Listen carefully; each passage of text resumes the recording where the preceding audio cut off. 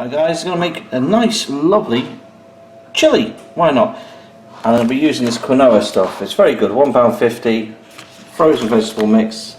I use about 150 grams worth for 500 grams of beef, 5% fat, not too fatty at all, nice and fresh there. A whole chili chopped up with the seeds. I recommend you take the seeds out, but I don't care, hotter the better. 2 whole carrots, medium sized, 1 whole onion, and a little bit of garlic as well, about 2 or 3 cloves. You don't have to add a lot, but I usually do anyway. 1 teaspoon of chili powder, half a teaspoon of salt. You can add more, but I don't like adding a lot of salt in my food. Also a little pinch of fresh thyme from my garden, and a teaspoon of cumin and half a teaspoon of mixed garlic pepper. I've got here some Italian tomatoes. I've not bothered to chop them up because when you mix them it breaks down anyway. 3 tablespoons of ketchup. You can't beat ketchup in a chili or even in a bolognese. It's a good way of sweetening and just taking the edge off the bitterness of the peppers when you're making a chili. So there we go. That's all you need to make it.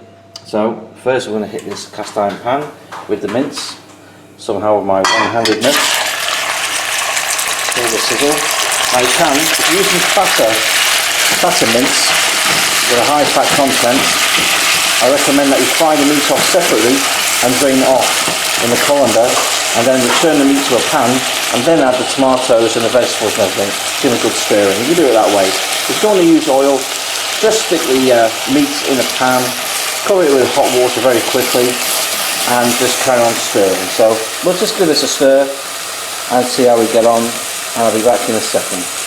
As you can see, the beef is coloured nicely, and that's when you want to, the steam doesn't hit the screen, I add the vegetable mix, whack it all in there. Don't worry about how chunky it is, doesn't matter, it's going to break down anyway.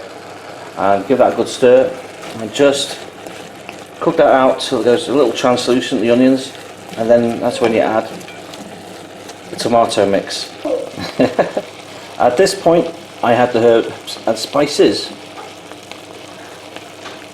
There we go, put that all in. You can add more chili. I usually add another teaspoon of chili there.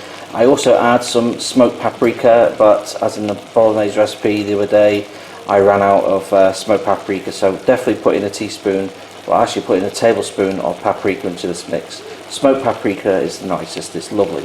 Whack it in there, I do recommend it. So give this a few more moments to cook through. Now I've added the tomatoes to the mix. And don't worry, you can use chopped if you want, or fresh Italian tomatoes if you have them. Fortunately I don't have them, so I have to use the tin. You want to add a little bit of hot water as well. About 300 millilitres to it, so add that to the whole tin of tomatoes.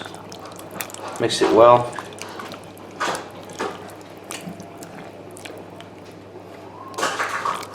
There we go.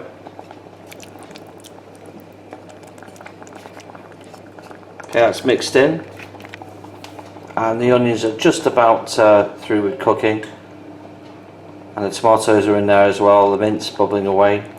And what you need to do now is leave that for about 50 minutes. Now, as I'm a working dad, it got a bit noisy in the kitchen, so I had to turn the volume off and use my mic to do the rest of this video. What I did after 50 minutes was add the quinoa, the vegetable mix. I hate green beans and sweet corn, but put them in a chili and you don't even notice them. Beautiful. Some fresh chilies in there. You can put fresh coriander. I prefer thyme in there, only a little bit, not too much. Now you'll definitely want to put some fresh chilies when you've finished the dish. So when you're serving up after about 2 hours of total cooking time, you just reduce it down really by another quarter to get rid of the water content. You really want to have the chili nice and thick. You can add the extra chili powder if you want to taste, but I recommend fresh chilies on top, just sprinkled. You can even put some chopped coriander or some chipotle flakes sprinkled on there if you want, whatever floats your boat really. But I tend to leave this chili overnight in the fridge because the flavour comes out a bit more, and then I'll serve it tomorrow with some lovely rice and tortillas.